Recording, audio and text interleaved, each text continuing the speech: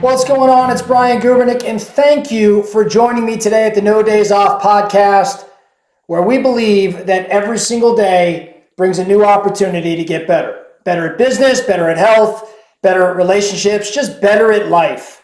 So let's get into it today. Today, I'd like to discuss forming rituals, specifically creating rituals in your relationships. And I want to share a story, a personal story that may prompt you to think around the rituals you can be creating in your most important relationships. When my older daughter, Avery, was born, that was 2010. So she's 12 now. She'll be 13 this year. When she was born, call it what it is, the first 9 months, 10 months of her life, she barely knew who daddy was. I'm sure she maybe recognized I was the other guy next to the one who was most important to her and is still most important to her today, mommy. But it wasn't until, maybe month 9 or 10 where I could really see that my daughter, my firstborn, was connecting with me.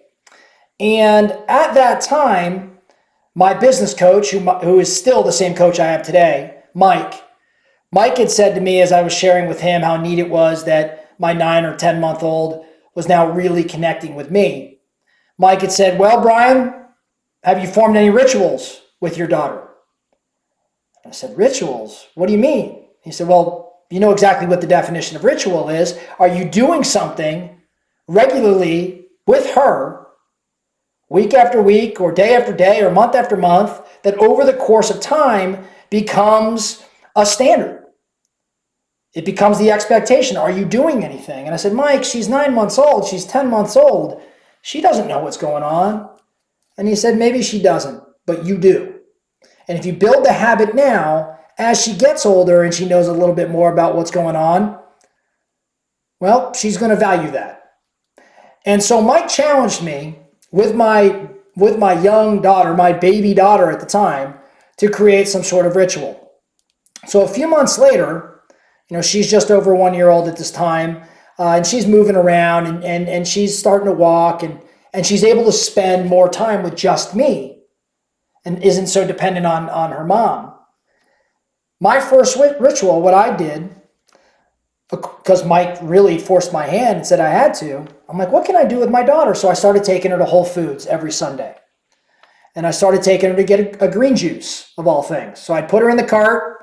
We'd go there together.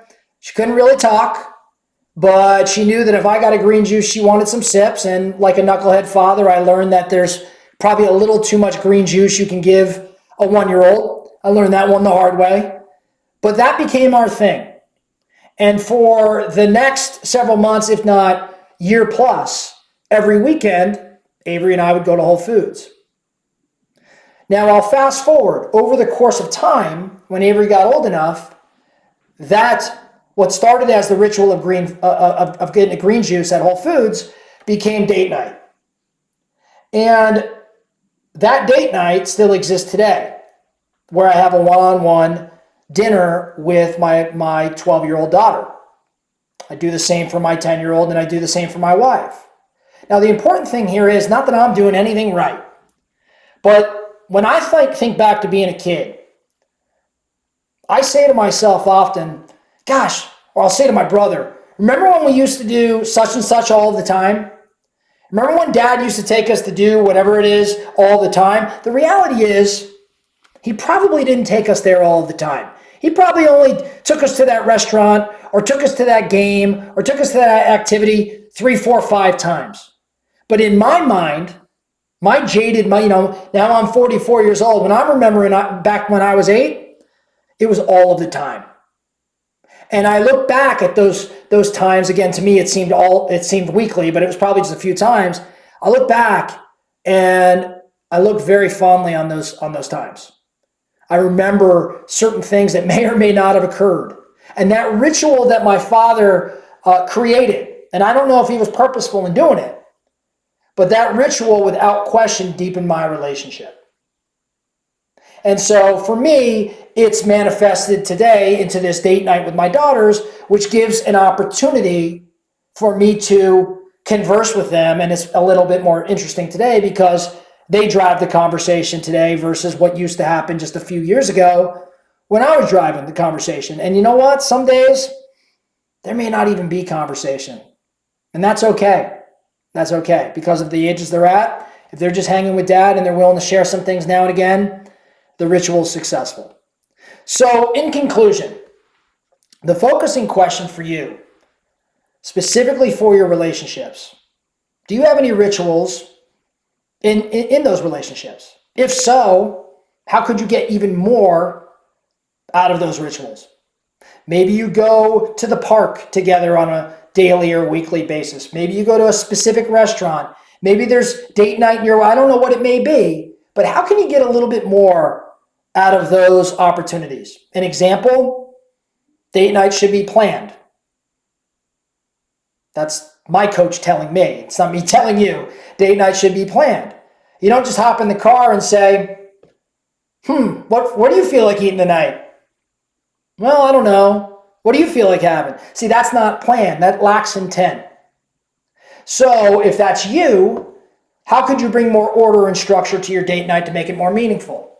Or if it's an activity, how can you extract more value out of that? Or if you don't have these rituals, what relationships do you have right now that could use some growth, maybe some improvement, and doing something on a regular basis with that individual that's standing, that's firm, that's always in the calendar, that you honor almost every week or every day or every month, whatever it may be? What could you put in place? Do you need to have that thing in place? What options do you have available to you?